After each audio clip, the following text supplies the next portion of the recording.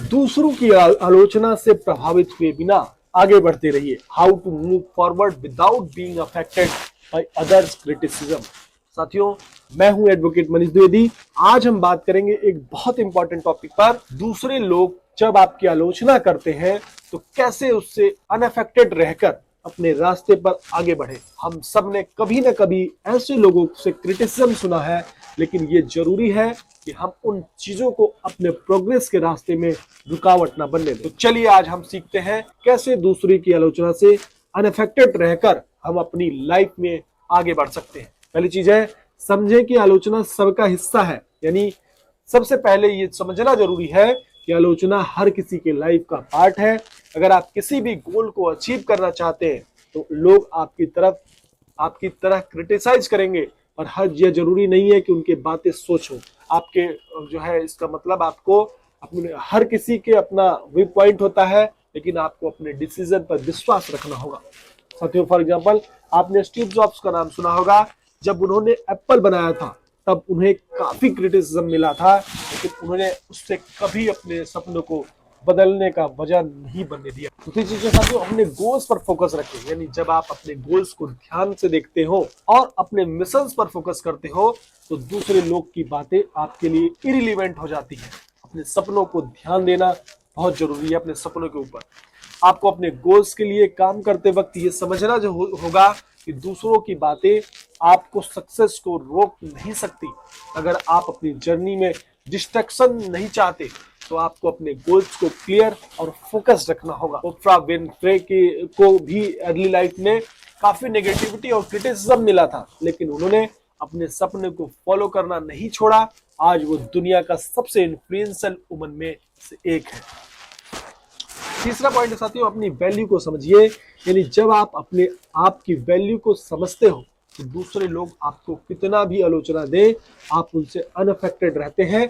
अपनी वर्थ को जानना बहुत जरूरी है, क्योंकि जब आप अपनी इंपॉर्टेंस को समझते हो तो आपको दूसरों के नेगेटिविटी का फर्क नहीं पड़ता। आप अपने काम को अपनी वैल्यू समझ कर करते हैं, इसलिए अगर आपको क्रिटिसाइज कोई करता है तो आप उसको इग्नोर कर सकते हैं। एग्जाम्पल के रूप में एलन मस्क का नाम सुना होगा। उन्होंने स्पेसएक्स और टेस्ला जैसे प्रोजेक्ट के लिए काफी क्रिटिसिज्म फेस किया, लेकिन उन्होंने कभी अपनी वैल्यू को कंप्रोमाइज नहीं किया। साथियों, चौथी चीज है साथियों, कंस्ट्रक्टिव क्रिटिसिज्म और नेगेटिव क्रिटिसिज्म में फर्क समझिए। लेकिन सबसे जरूरी बात यह है कि हमें कंस्ट्रक्टिव क्रिटिसिज्म और नेगेटिव क्रिटिसिज्म में फर्क समझना होगा। कंस्ट्रक्टिव क्रिटिसिज्म आपको सुधारने में मदद करता है, जबकि नेगेटिव क्रिटिसिज्म सिर्फ आपको नीचे गिराने की कोशिश करता है।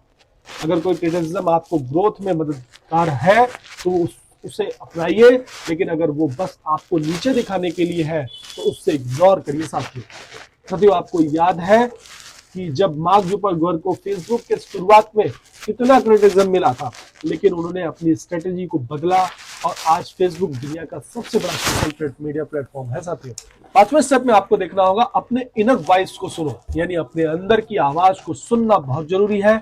अगर आप अपने हार्ट से चल रहे हैं तो आप दूसरों की बातों से अनअफेक्टेड रहते हैं। जब आप अपने डिसीजन अपने इंस्टिंक्ट्स पर लेते हैं तो आपको किसी भी एक्सटर्नल नेगेटिविटी का फर्क नहीं पड़ता। साथी, आपको अपने डिसीजन मेकिंग प्रोसेस को अपने कॉन्फिडेंस पर बेस्ड रहना होगा, ताकि जब क्रिटिसिज्म आए तो आप उससे आसानी से हैंडल कर सके। साथियों, वॉल्ट डिज्नी को भी आपने अर्ली डेज में काफी रिजेक्शन मिला था, सुना होगा इसके बारे में, लेकिन उन्होंने अपनी इनर वॉइस पर ट्रस्ट किया और डिज्नी वर्ल्ड बनाया। साथियों, सिक्स्थ स्टेप में साथियों आपको लेना है कि पॉजिटिव सराउंडिंग बनाइए। यानी आपको अपने आसपास पॉजिटिव लोगों का नेटवर्क बनाना होगा। अगर आप अपने आसपास उन लोगों से घिरे होते हैं जो आपको सपोर्ट करते हैं तो दूसरे की नेगेटिव बातें जो है आपको इफेक्ट नहीं करेंगी।